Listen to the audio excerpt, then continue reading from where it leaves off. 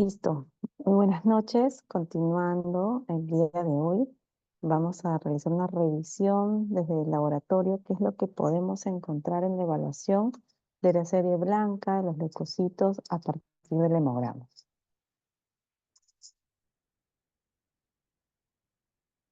El marcador. Acá está. Listo. Recordamos cómo es la génesis de los leucocitos, donde tenemos que todo se inicia pues, en la célula precursora, hematopoyética pluripotencial. Tenemos una primera línea, unidad formadora de colonias esplénicas, y hacia que nos va a llevar hacia la línea mielocítica y también la otra línea linfocítica. Acá ya tenemos la primera gran diferenciación. A partir de la línea mielocítica vamos a tener un gran grupo de líneas celulares, desde lo que conforma lo que es granulocitos, monocitos, macrocitos como células terminales, megacariocitos y plaquetas. Y por la línea linfocítica vamos a tener a los linfocitos T y los linfocitos B como células finales. En cuanto a la función, bueno, acá algunos conceptos bastante básicos que son necesarios de revisar. Tenemos cuál es la función conocida de los leucocitos. Pues básicamente son los mecanismos defensivos del organismo contra agentes extraños. Van a conferir esta inmunidad en el interior de los tejidos, tienen esta característica de realizar movimientos ameboides para abandonar el sistema circulatorio y poder pasar a tejidos. En el caso de granulocitos y monocitos tienen esta función muy importante que es la capacidad de fagocitosis, y en el caso de los linfocitos pues tienen y participan en la respuesta inmunitaria específica. Cuando hablamos de la quimiotaxis, nos referimos a esta capacidad de responder a sustancias químicas, al llamado de las linfoquinas producidas en tejidos lesionados. Habíamos hablado del movimiento ameboideo, este desplazamiento mediante prolongaciones citoplasmáticas conocidas como pseudópodos. Y la diapedesis es la capacidad de atravesar los vasos sanguíneos. En cuanto a la clasificación, podemos definirla en base a presencia o ausencia de gránulos citoplasmáticos. Muy sencillo, granulocitos o agranulocitos. Quienes tienen gránulos, los neutrófilos, eosinófilos y basófilos. Quienes no tienen, los monos y los linfocitos. O podemos trabajarlo también en base al número de núcleos. Tenemos los polimorfonucleares, que pueden ser los neutrófilos, eosinófilos y basófilos, o los mononucleares, uno solo, monocitos, linfocitos. Nuevamente tenemos que para la línea de los granulocitos vamos a comenzar con la unidad formadora de colonias granulocito-monocito. Participa la interleuquina 3, el factor estimulante de colonia granulocito, monocito, y el factor estimulante de colonia granulocito. Tenemos una de las primeras estadios de maduración, es el mieloblasto. Luego avanza hacia un promielocito. Luego un mielocito, metamielocito. Hasta acá todos estos deberían figurar a nivel de médula ósea. Ya en sangre periférica podríamos encontrar las bandas, basonados y los neutrófilos. Sin embargo, debemos conocer que los granulocitos podemos encontrarlos a manera de depósito de reservorio, no solamente en médula ósea, sino también a nivel del endotelio. Por eso que estos van a salir rápidamente, migrar a sangre periférica, y también tenemos una buena fracción en los tejidos. En el caso de los neutrófilos, tenemos que esta característica de los gránulos se liberan en el fagosoma y tienen un contenido de peróxido, miropiroxidasa, superóxido, aniones, activadores de complemento, lisosimas y proteasas. Y también van a contener pirógenos endógenos, que van a ser los principalmente responsables de la aparición de fiebre en nuestros pacientes. Entonces, ¿qué nos traduce la fiebre? Pues es la activación, es la liberación de gránulos de los neutrófilos propiamente en la actividad de lucha contra los agentes extraños. En el caso de los eosinófilos tenemos estos gránulos de color grosella característicos. Tienen otros componentes como la fosfatasa ácida, la catepsina, peroxidasa, glucorinidasa, disfatasa. Y en el caso de los basófilos, tenemos estos gránulos mucho más oscurecidos, mucho más intensos, que están constituidos de heparina, de histamina y de calicreína. En el caso de los linfocitos, a manera de referencia, recordamos que pueden ser tan pequeñitos, desde 6 a 8 micras, casi del tamaño de una hematíe, o poder tener hasta 10 a 20 micras. Vamos a ver en qué situaciones encontramos estos linfocitos atípicos. Usualmente tienen un núcleo redondo, un citoplasma escaso y basófilo. Cuando hablamos de basófilo, que es esta coloración azulada, y una granulación muy, muy fina azulada. Son partícipes de la regulación de la función inmune. Tenemos estas dos subpoblaciones finales, los linfocitos T y los linfocitos B, siendo la célula terminal de maduración el plasmocito. En el caso de los monocitos, suelen tener una forma muy similar a la del linfocito, pero una diferencia particular es que, por ejemplo, el núcleo es de forma irregular. La cromatina es laxa y existe una granulación azulófila finita, finita en el citoplasma. Existe también contenido granular que puede variar de acuerdo al grado de maduración de la célula. Al tener esta característica de fagocitosis de restos celulares, solemos encontrar vacuolas en el citoplasma. Si bien son importantes en la respuesta inmunitaria, van a participar básicamente en la respuesta no específica. Tenemos que los histocitos y los macrófagos pues son el último estadio evolutivo de los monocitos. Algunos compuestos que podemos encontrar asociados en el monocito pues son las proteínas de transporte, como la transferrina, la transcobalina. Tenemos activadores tisulares, como factores de coagulación. Y también en algunos casos se ha encontrado un papel de almacenamiento de hierro y vitamina B12. Si viéramos un atlas, pues básicamente estas son las estructuras que vamos a buscar en una lámina periférica si cuando querramos evaluar las estructuras de la serie blanca. Tenemos las diferentes líneas, los neutrófilos segmentados con los núcleos. Tenemos el neutrófilo encallado, que tienen incluso algunas formas bastante simpáticas, ¿no? Que pueden llegar a formar algunas letras del alfabeto y que básicamente lo que va a traducir es que el núcleo aún no se ha segmentado, mantiene esta uniformidad. Entonces, estos son elementos más jóvenes. Luego tenemos los linfocitos con las características del núcleo generoso y un citoplasma escaso. Habíamos mencionado algunos linfocitos atípicos que pueden tener esta forma y este gran tamaño, que incluso pueden confundirse con los monocitos, pero existen situaciones particulares en que los vamos a encontrar elevados. Luego tenemos los monocitos, la diferencia va a ser la presencia de vacuolas y las diferencias en la caracterización del núcleo. Luego tenemos los eosinófilos, que son fácilmente diferenciados por la presencia de estos gránulos. Y en el caso de los basófilos tenemos estos gránulos de mayor intensidad. Ya hablando de algunas alteraciones, podemos definir aquellas que son desde el punto de vista cuantitativo. Van a depender, uno, de la liberación desde los depósitos de la médula, dos, por los cambios en la proporción de los depósitos periféricos circulantes, o tres, causados por alguna enfermedad. Entonces, a simple vista, por ejemplo, si tenemos un frotis en el lado derecho, podemos observar ausencia de elementos de serie blanca, ¿no? Siendo el frotis del lado izquierdo un frotis normal, acá nos faltan estructuras de serie blanca. En cuanto a la referencia de los valores considerados para los adultos, en lo que es glóbulos blancos va de 5.000 a 10.000.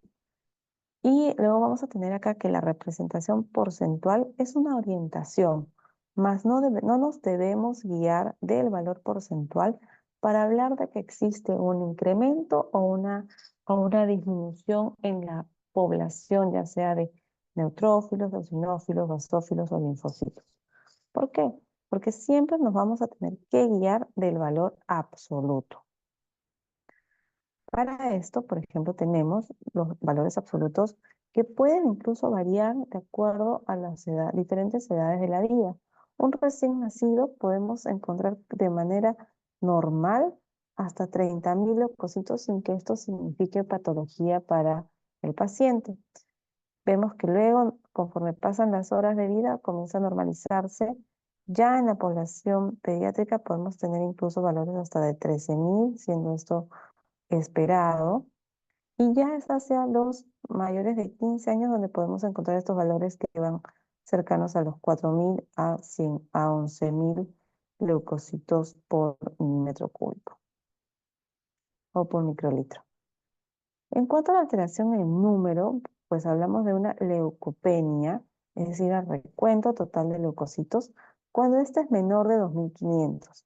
Existen situaciones donde pueden ser leucopenias transitorias, entonces al recibir un resultado de leucopenia, siempre tendremos que evaluarlo con las características de nuestro paciente.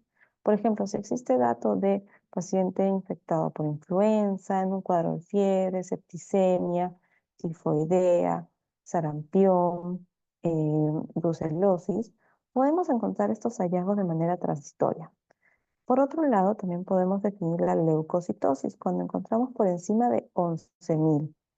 Y existe una situación denominada reacción leucemoide que de manera universal se categoriza por encima de 50.000 leucocitos por milímetro cúbico. Sin embargo, podemos encontrar referencias donde puede ir en el rango de los 20 a los 100.000. Generalmente vamos a encontrar en este incremento de población de leucocitos alguna célula inmadura, como puede ser un mielocito o un metamielocito, estos estadios anteriores, y suele ser reactiva en infecciones graves. En el caso de la neutropenia, puede estarse asociada a infecciones víricas, hemodiálisis, algunos medicamentos, a la cabeza de algunos microbianos, trastornos autoinmunes o obviamente en aquellos cuadros donde lo que esté mal es la fábrica, ¿no? Cuadros aplásicos. En el caso de hablar de una leucocitosis, acá ya estamos en el otro lado, con una neutrofilia, es una asociación muy común y hablamos cuando existe leucocitosis de más de 100.000 y en el conteo absoluto por encima de 2 desviaciones estándar sobre la media. Es decir, mayor a 7.700 leucocitos deben ser neutrófilos para que estemos hablando de neutrofilia. Entonces, nuevamente, siempre hay que guiarnos del valor absoluto. Entonces, existe un algoritmo diagnóstico que orienta en el caso en que encontremos esta asociación, ¿no? Primero, mi paciente con leucocitosis más de 11.000 y con neutrofilia, quiere decir con más de 7.700 neutrófilos de los 11.000. Vamos a evaluar la historia clínica y vamos a buscar alguna enfermedad que justifique este hallazgo. Puede ser de un hipertiroidismo. Miren, existe una gran variedad, ¿ah? Neoplasia, diabetes en estado cetoacidótico, estrés, medicamentos, desde los corticoides, algunos otros como tabaquismo, embarazo, parto inmediato, recién nacido. No es ninguno de estos, tenemos que proceder a la evaluación del estado físico, que de repente encontramos signos de malignidad, puede existir dolor óseo, linfadenopatía, hepatoesplenomegalia, desnutrición. Si es que encontramos esta posibilidad, pues nos apoyamos en un nuevo hemograma, agregamos un frotis y proteína C reactiva. En el caso no, vamos a buscar signos de inflamación local, irritación peritoneal, artritis y también complementamos con un nuevo estudio.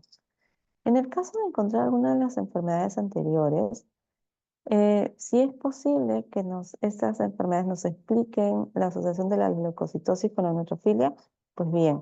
Si no, vamos a justificarla como una explicación no infecciosa. En el caso de causas primarias de neutrofilia, tenemos, por ejemplo, la neutrofilia hereditaria crónica, que es un trastorno genético muy raro, autosómico dominante, asociado al gen CF3, que constitutivamente va a activar el receptor del gen CF3, CSF, que es el factor estimulante de colonias granulocitos. Perdón, va a activar el receptor del factor estimulante de colonias granulocitos. Entonces, este factor obviamente va a producir proliferación y diferenciación de neutrófilos. se va a asociar a episodios caracterizados por un síndrome de respuesta inflamatoria sistémica. Claro, tenemos muchos neutrófilos activados y funcionantes que van a poder participar en la presencia de fiebre, taquicardia, disnea, puede haber derrame pleural, derrame pericárdico. El recuento de leucocitos puede ser tan elevado como de llegar a 100.000 células por microlitro, con neutrofilia de un 75% e incluso con formas inmaduras, ¿no? Este es realmente un diagnóstico por exclusión. En el caso de un paciente con síndrome de Down, se ha solido encontrar leucocitosis con neutrofilia. La desviación hacia la izquierda con formas inmaduras también es frecuente e incluso encontrarse situaciones denominadas como trastorno mieloproliferativo transitorio. Es indistinguible de una leucemia mieloide aguda, pero esta va a resolver espontáneamente sin ningún tratamiento antileucémico. El diagnóstico nuevamente en estos pacientes va a ser con exclusión de la leucemia mediante pruebas citogenéticas, de inmunofenotipo y moleculares. En el caso del síndrome de deficiencia de adhesión leucocitaria, acá ya estamos hablando de alguna alteración en la calidad de la célula, es el resultado de la falta o disminución de las moléculas de adhesión. Entonces, ocasiona que existe un recuento periférico de leucocitos elevados, pero que no tienen esta falla en la migración hacia los tejidos. Entonces, esto también resulta en una falla en la defensa del huésped en infecciones a repetición, especialmente por estafilo, organismos entéricos gram negativos y hongos. En el caso de una infección aguda, que es una de las primeras posibilidades en las que vamos a pensar si estamos hablando de neutrofilia, la respuesta inflamatoria aguda va a aumentar la permeabilidad vascular y entonces se va a dar la migración de leucocitos desde la circulación hacia el sitio de la lesión. Ante estados de inflamación e infección se van a liberar neutrófilos desde la reserva de la médula ósea, entonces naturalmente va a producirse este aumento significativo en el número en circulación sanguínea. Este proceso es generado ya sea por estímulo de los productos bacterianos, por las citoquinas o las quimiosinas producidas en el sitio de la inflamación. Normalmente, y este es un dato importante, los neutrófilos tienen una vida media de 6.5 horas. ¿Quiénes van a ser los que van a participar en el desarrollo de un estado de neutrofilia? Pues las citoquinas, ¿no? Son estos que van a, estos agentes llamados de emergencia, la interleuquina 1B, factor de necrosis tumoral, interleuquina 6, factor de necrosis, no, interferón gamma, factor estimulante de colonia de granulocito y factor estimulante de colonia de granulocito monocito. Y los lipopolisacáridos que pueden prolongar este tiempo, contribuyendo al desarrollo de un estado de neutrofilia. En infecciones bacterianas moderadas y severas, la neutrofilia se va a asociar a la liberación de formas inmaduras desde la médula ósea. Entonces, naturalmente vamos a encontrar desde abastonados, podemos encontrar metamielos, mielos, y que también van a sumar hacia la desviación izquierda. Vamos a encontrar granulaciones tóxicas, cuerpos de Dol, eh, que se asocian con mayor sensibilidad a la detección de infecciones bacterianas agudas. En el caso de uso de fármacos, que es un dato no menor que debemos evaluar en los pacientes, el antecedente de consumo de glucocorticoides se ha asociado a la producción de neutrofilia moderada. Y esto dado a que la molécula de los glucocorticoides prolongan el tiempo de sobrevida de los neutrófilos. Entonces los vamos a tener mucho más tiempo circulando y tienen también un efecto estimulante sobre el factor estimulante de colonias granulocito. En el caso del litio, este estabilizador del ánimo produce neutrofilia. eh, Incluso se ha documentado su uso en estados de neutropenia severa como un factor de rescate. Y es que este medicamento se ha asociado a la elevación de células, de las células CD34 y también a la elevación de plaquetas. En el caso de parina, miren, este fármaco que se usa ampliamente intrahospitalariamente, va a producir leucocitosis con linfocitosis y neutrofilia. En un porcentaje no menor, ¿ah? Como para sospecharlo igual. Y esta última por inhibición de selectinas y de marginación vascular. Y dado su amplio uso en la clínica, es un dato a tener en consideración para determinar estados verdaderamente infecciosos.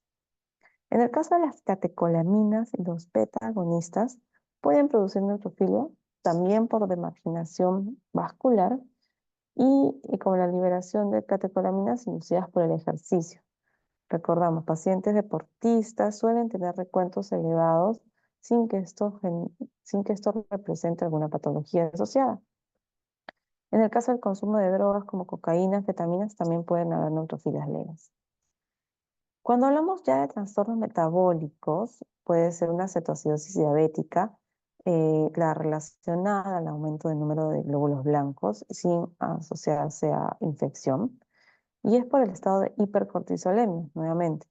Los glucocorticoides van a participar, va a haber la secreción de catecolaminas y también incluso se han reportado casos de reacciones leucemoides. En el caso de tormenta tiroidea, este otro estado metabólico, eh, vamos a tener que en las crisis hiperglicémicas, o sea, una tormenta tiroidea puede ir de la mano con una crisis hiperglicémica.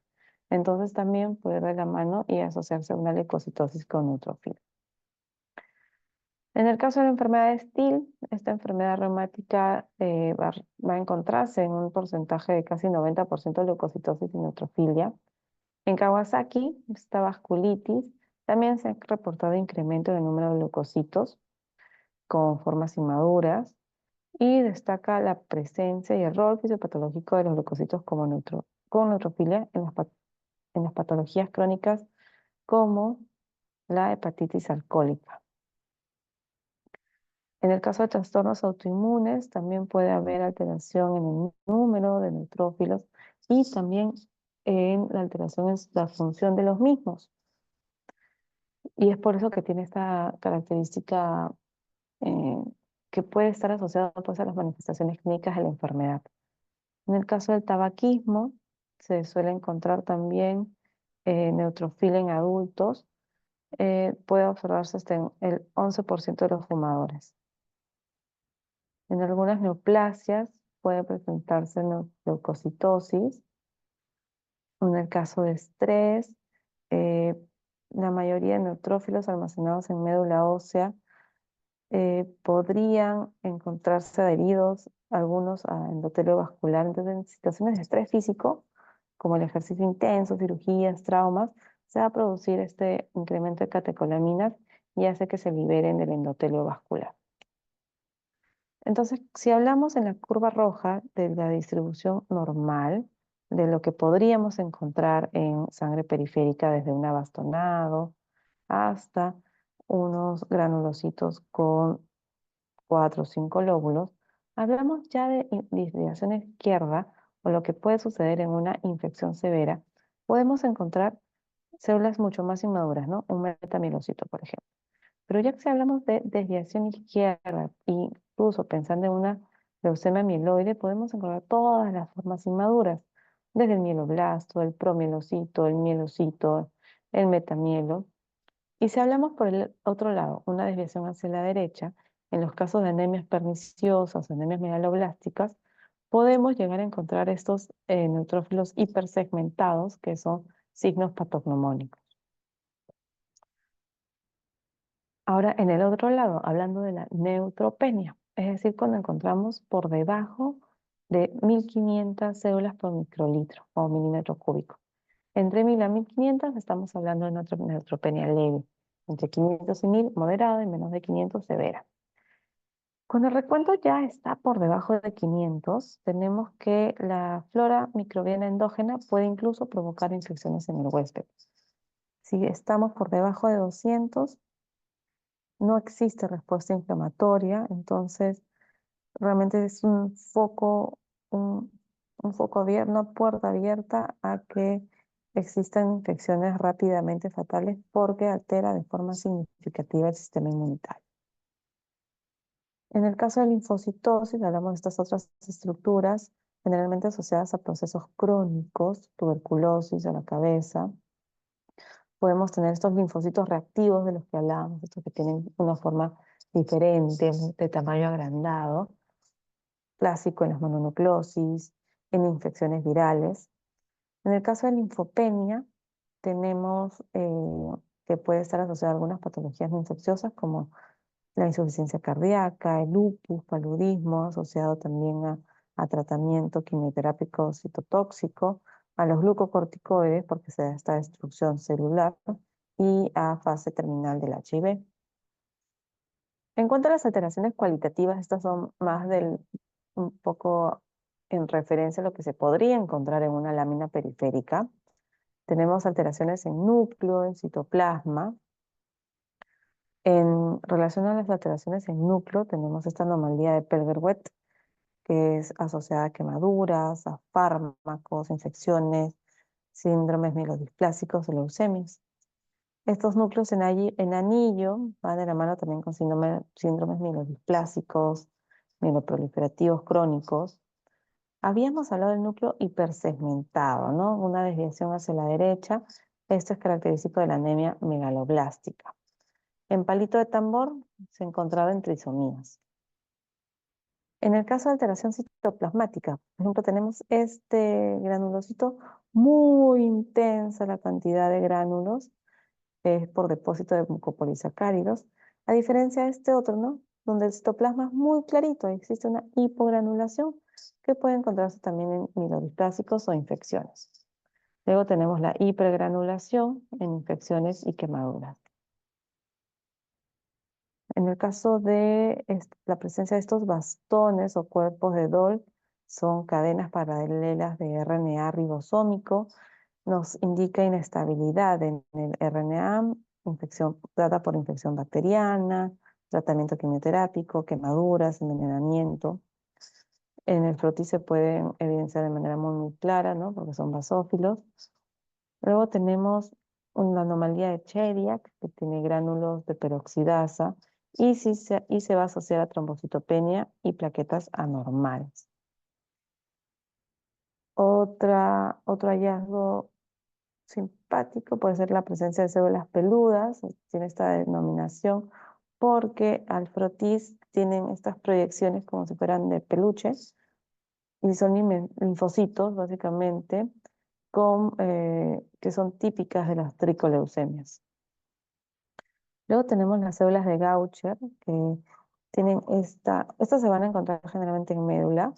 Tenemos un citoplasma aumentado y en el interior de este macrófago, de este monocito, se puede observar que existe como un papel celofán aplastado. Este hallazgo va a ser de médula ósea, de tejidos básicamente. En el caso de la presencia de bastones de Auer, como estas agujitas de color violáceo, son parte de las leucemias mieloides y la presencia de astillitas en el citoplasma generalmente es la característica de las células de las leucemias promielocíticas. Las células LE, de las que han podido escuchar y que van a ser importantes en el diagnóstico de pacientes con lupus, son un método clásico que aún se trabaja en algunos laboratorios de hematología y que básicamente lo que hace es poner en evidencia un polimorfo nuclear que ha fagocitado material nuclear, justamente que indirectamente nos va a dar la referencia de que existen estos anticuerpos antinucleares que van a ocasionar apoptosis o también ante la presencia de un anti-DNA. Vamos a encontrar vacuolas homogéneas en la periferia, pero básicamente, por ejemplo, tenemos este polimorfo que ha fagocitado material nuclear. Lamentablemente es una metodología de trabajo bastante manual y un poco engorrosa, por lo que me parece que ya no se encuentra en muchos laboratorios. En el caso de desviación izquierda mencionábamos que vamos a encontrar estas estructuras jóvenes, ¿no? Podemos encontrar los bastones abastonados. En cuanto a la presencia de granulaciones tóxicas, son granulaciones azurófilas constituidas por RNA y nos va a indicar que existe un alto recambio celular y básicamente pues esto lo vemos en procesos de infecciones graves como sepsis. En el caso de la presencia de vacuolas, básicamente van a estar en las células que tienen esta capacidad fagocítica y mucho más evidente si es que estamos en un paciente que tiene infecciones bacterianas severas, especialmente en niños. En cuanto a los linfocitos atípicos, miren, si este es un linfocito normal y clásico, pueden tener todas estas formas y comienzan a tener citoplasma abundante, un reborde hiperbasófilo, suele ser identifica, núcleo excéntrico, pueden haber nucleolos, y a estos los vamos a denominar linfocitos reactivos, que pueden ser presentes en infecciones virales como la mononucleosis. ¿Y qué era la mononucleosis? Pues es esta infección ocasionada por el virus del Epstein-Barr, donde se va a dar una destrucción de linfocitos B con la correspondiente reacción de linfocitos T. Vamos a encontrar leucocitosis, linfocitos atípicos y vamos a medir la presencia de anticuerpos en sangre. En cuanto a la fórmula leucocitaria y recuento absoluto, de manera clásica se realizaba un conteo manual visual eh, de aproximadamente 100 a 200 leucocitos. Entonces tenía un tipo pianito, se le denominaba así, donde cada tecla representaba una línea celular. Por ejemplo, los eosinófilos, los basófilos, los linfocitos, los abastonados, los neutrófilos y así. Entonces uno iba viendo, con una mano iba girando el macrométrico y con la otra mano iba tecleando. Eh, Esto hacía que sea muy importante pues tener un extendido con calidad, donde la zona de recuento, que es el cuerpo, es la zona ideal. Felizmente existen ahora métodos automatizados. Imagínense, pasamos de ver solamente 200 leucocitos, una baja sensibilidad, a poder observar hasta 30.000 leucocitos, es decir, una mayor posibilidad de encontrar alteraciones en estos. Se da a partir de un análisis citoquímico, necesitamos un pequeño volumen de muestra y tenemos un procesamiento bastante rápido. Trabaja el principio de impedancia, donde vamos a realizar vamos a colapsar la, la célula con la salida de agua del citoplasma, entonces se va a adherir todo hacia el núcleo de la célula y van a pasar por una ventana que genera impulsos eléctricos y podemos identificar tres poblaciones, ¿no? Principalmente de acuerdo al tamaño, los linfocitos, los de menor tamaño, en la región media los monocitos, eosinófilos y basófilos, y los más grandes, los neutrófilos, en la última población. Luego también tenemos esta distribución a partir de los dos ejes, el forward y el side scatter, que va a correlacionar tanto el tamaño como la complejidad de las estructuras internas, es decir, tamaño y granulación. Por ejemplo, granulación o núcleos. Entonces, hacia la derecha y hacia arriba vamos a tener los más grandes y complejos, como pueden ser los granulocitos. Y en el lado inferior izquierdo vamos a tener a los más pequeños y con menor contenido de granulocitos o de menor complejidad en la célula, como pueden ser los linfocitos. Y una población, un área intermedia donde están los monocitos, eosinófilos. Nuevamente, acá vamos a tener los neutrófilos, eosinófilos, monocitos, basófilos, y acá vamos a encontrar los linfocitos.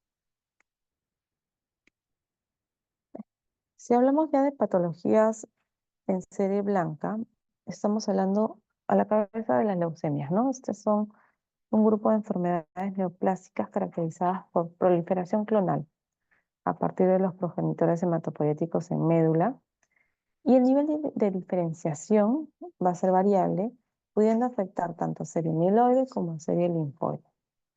La etiología es desconocida, pero pueden haber factores de riesgo como factores genéticos, ambientales o algunos factores predisponentes. En cuanto a la patogenia, existe esta expansión clonal de células anormales, hay un grado variable de inmadurez y existe este acúmulo en médula ósea que posteriormente puede ser evidente en sangre periférica, tejidos, a partir de células hematopoyéticas troncales inmaduras y malignas.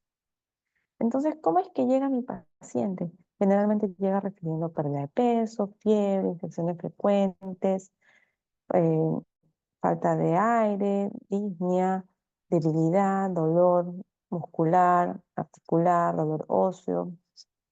Puede haber presencia de linfadenopatías, puede haber hepatoesplenomegalia, sudoración nocturna, sangrado fácil, moretones, petequias. Y lo que todo esto nos va a traducir pues que existe una hematopoiesis anormal o de repente mi paciente está cursando con una infección justamente porque no hay la cantidad de leucocitos suficiente, o de repente está cursando también una hemorragia porque si hay afectación de línea megacariocítica, pues también podemos estar afectando el recuento plaquetario. Obviamente puede cursar con anemia. Y entonces es muy importante realizar la identificación de marcadores en superficie y apoyarnos en citogenética. Existe desde el 2002, miren, hace 2 décadas, esta caracterización de las leucemias a partir de la presencia del inmunofenotipo, de estos marcadores de membrana, como pueden ser el CD19, que es característico de línea linfoide B, tenemos el CD7, tenemos, por ejemplo, de línea amiloide el anti-MPO, CD13, CD33, CD65, CD117, que son que, porque al momento de nosotros verlos en microscopio vamos a decir, uy, sí, es un leucocito inmaduro, pero ¿cuál de todas las líneas se asociará? Y es importante llegar a esta clasificación porque de esta va a depender incluso el éxito del tratamiento. En una leucemia aguda vamos a tener células tumorales inmaduras, blastos principalmente, pero en las crónicas vamos a tener más bien las tumorales maduras. Pueden ser linfocitos, granulocitos o células eritroides. Por ejemplo, en una amiloide aguda, que es frecuente en adultos, el recuento puede ser alto, normal, bajo, pero existe en algunos casos esta presencia de hiato leucémico, ¿no? Con blastos en sangre, con bastones de agua. El pronóstico es reservado y llega a una tasa de curación del 30%. En el caso de la leucemia linfoide aguda, este es un dato importante, es de las más frecuentes que se encuentra en la infancia, en población pediátrica. Tenemos este hiato leucémico de células estancadas en proceso madurativo, es de mal pronóstico y es una tasa de curación de solo 50%. En la mieloide crónica, que es la más común de los mieloproliferativos, tenemos el incremento de línea granulocítica, hay esplenomegalia severa, síntomas inespecíficos, una evolución lenta, y en sangre periférica podemos encontrar hasta más de 50.000 leucocitos, todos a predominio de granulocitos. Pueden haber basofilia, sinofilia y también trombocitosis.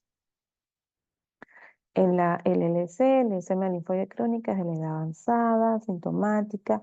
Suele ser este abuelito que en un control, porque se lo notaba medio cansadito, eh, y decía, o sea, puede ser, bueno, es que el abuelito está cansado, no, pero de repente ya está cursando con algún cuadro neoplásico, puede haber leucocitosis intensa y suele ser de buen pronóstico. Y acá en este grupo se encuentra la tricoleucemia.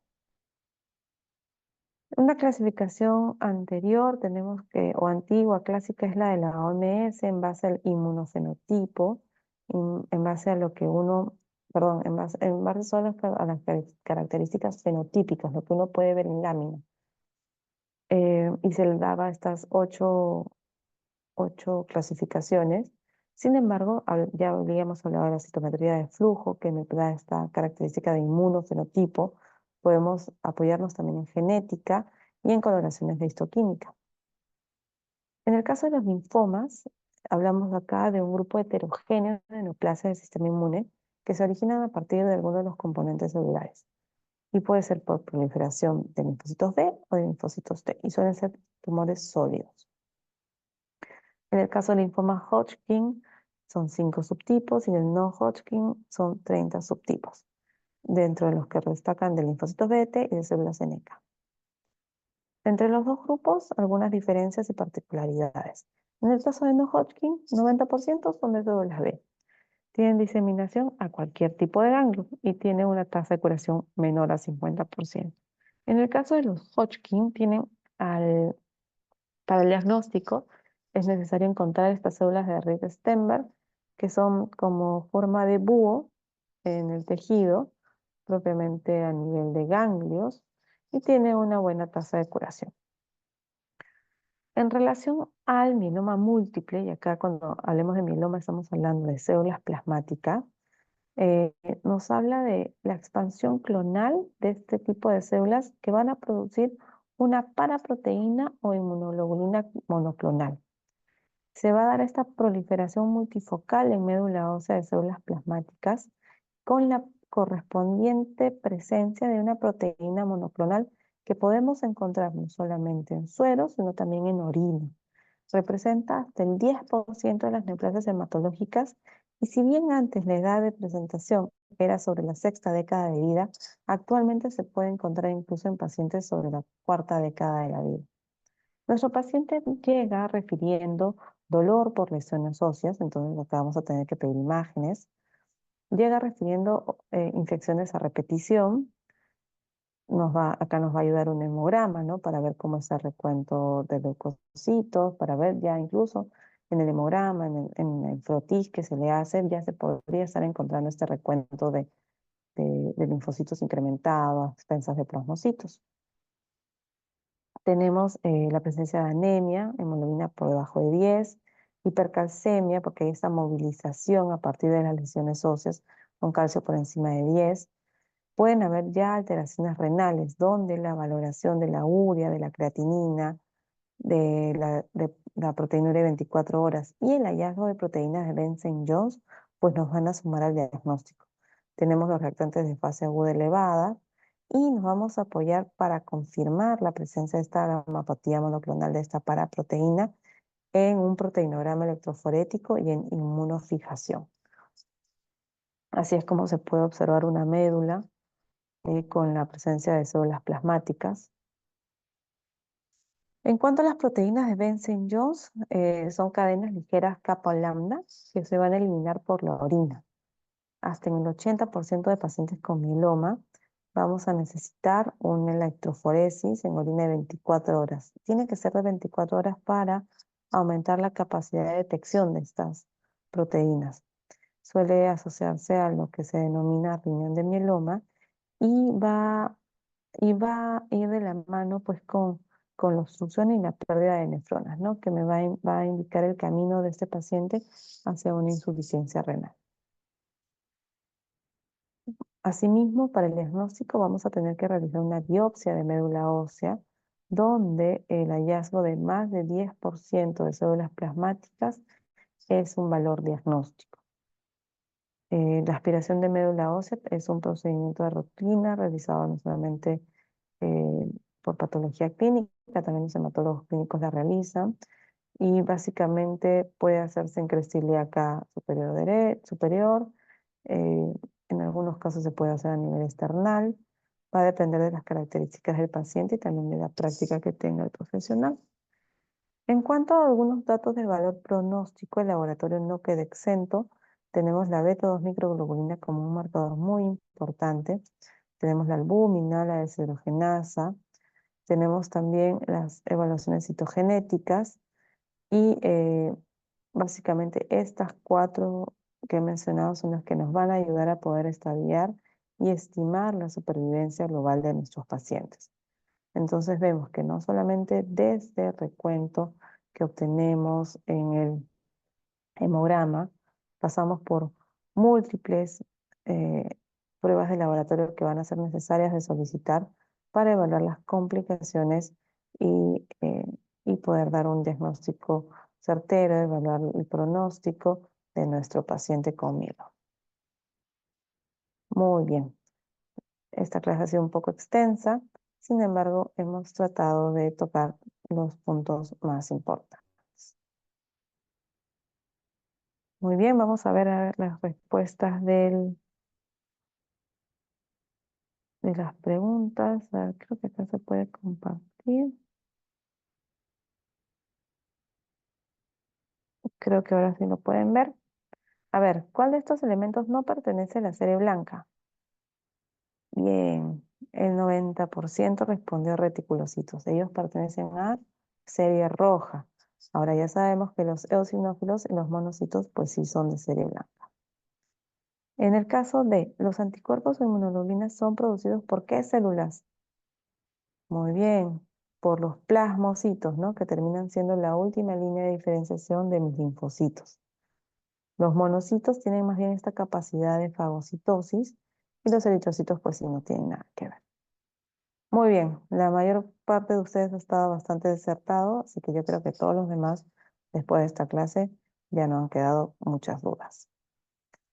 Listo, hasta aquí llegamos el día de hoy. Nos vemos la próxima semana. Que estén bien. Gracias, doctora. Buenas noches. Gracias, doctora. Buenas noches. Buenas noches, Gracias, que estén hasta bien. luego.